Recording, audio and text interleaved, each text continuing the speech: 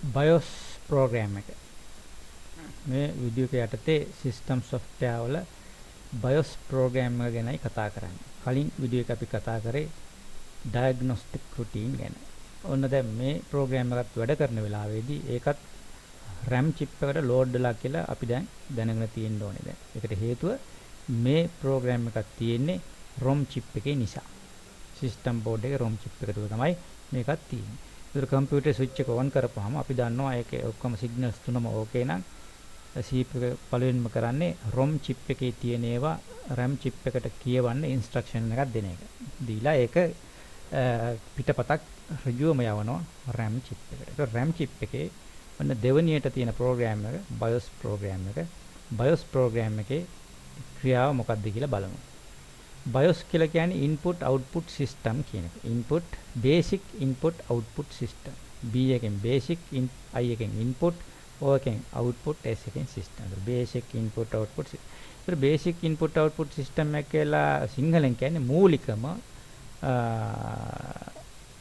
ආදාන සහ ප්‍රතිදාන පද්ධතිය කියන එක.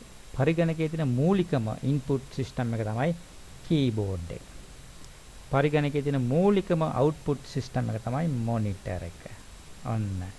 keyboard එක සහ monitor එක කොහොමද මූලිකවම පාලනය කරන්නේ? කොහොමද control කරන්නේ? කොහොමද ඒවා function කරවන්නේ කියන මූලික instructions තියෙන්නේ මෙන්න මේ BIOS program එකේ.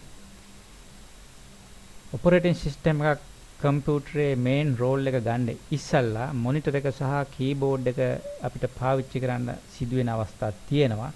මොකද setup program එක කියලා එකක් මේ ROM chip එකේ තියෙනවා. ඒ setup program එකට අවශ්‍ය settings දෙන්න නම් තමන්ට ගැලපෙන ආකාරයේ settings දෙන්න නම් operating system එකේ ඉන්නේ ඉස්සල්ලා keyboard එකේ සහ monitor එකේ වැඩ කරන්න ඕනේ. එතකොට මූලික වශයෙන් keyboard එක වැඩ කරවන්නේ කොහොමද monitor එක වැඩ කරන්නේ කොහොමද කියන උපදෙස් මේ BIOS program එකෙන් තමයි දෙන්නේ.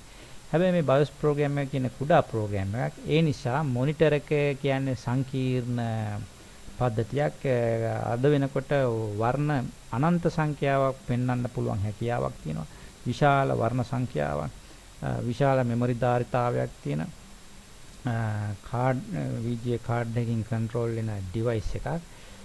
ඒ VGA කාඩ් එකෙන් ඒ ඩිවයිස් එක පූර්ණ ලෙස කන්ට්‍රෝල් කිරීමේ හැකියාවක් මේ BIOS chip එකේ instructions වලට නැහැ.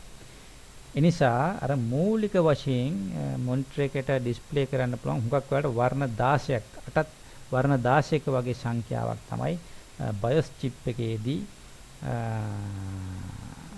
monitor එක වැඩ කරන්නේ. සමහර ඒවා වර්ණ දෙකක් වගේ තමයි display කරන්නේ.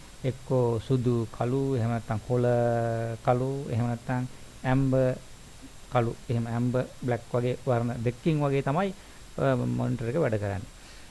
ඒතර keyboard එක එච්චර සංකීර්ණ එකක් නෙවෙයි. නමුත් keyboard එකේ keys වැඩ කරනවා මේ BIOS program එක පස්සේ. එතකොට BIOS setup program එකේ settings හදන්න ඕන නම් අපිට monitor එක සහ keyboard එක වැඩ කරන්න ඕනේ. ඒ සඳහා අවශ්‍ය මූලිකම instruction සපයන්නේ මේ BIOS program එක මගින්. එතකොට අවශ්‍ය විදිහට system setups හදලා ඉවරනයින් පස්සේ අපි මේ setup program එකෙන් අයින් වුණාම ඊට පස්සේ එතනින් එහාට අවශ්‍ය වැඩ කටයුතු ටික සිද්ධ වෙන්න පටන් ගන්නවා. එතකොට ඔයගොල්ලෝ දැනගන්න ඕන කාරණා තමයි BIOS program එකෙන් කරන්නේ පරිගණකයේ මූලික input output device system එක කොහොමද function කරවන්නේ කියන instructions CPU එකට ලබා දෙන්නේ මෙන්න මේ program එකෙන් කියලා. හොඳයි ඊළඟ වීඩියෝ එකෙන් අපි බලමු තුන්වෙනි system program එක වෙන bootstrap loader මොකද කරන්න කියලා. ඊට කලින් තව මට එකක් කියන්න. මේ අවස්ථාවේදී මේක වැඩ කරන නිසා අපිට ඒ BIOS programs වල සමහර ඒවා delete key එක press කරපුවාම, සමහර ඒවා F2 key එක press කරපුවාම, සමහර ඒවා shift එක ඔබාගෙන මොකක් හරි key එකක් press කරපුවාම system setup program එකට යනවා.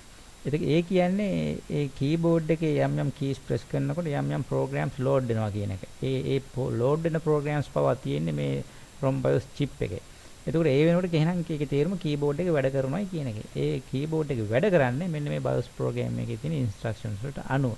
ඒ වගේම programs load වෙලා monitor එකේ display වෙන්න පටන් ගන්න යාලගේ interface එක මේ BIOS program එකේ තියෙන output program එකේ තියෙන instructions වලට අනුව. නමුත් මතක තබා ගන්න BIOS program එකට මොනිටර් එකේ සම්පූර්ණ ශාක්‍යතාවයන් නැත්නම් කීබෝඩ් එකේ සම්පූර්ණ ශාක්‍යතාවයන් ප්‍රයෝජනට ගන්න හැකියාවක් නැහැ. එහෙනම් අපි ඊළඟ වීඩියෝ එකෙන් bootstrap loader system program එකේ මොකක්ද කරන්න කියලා විමසා බලමු.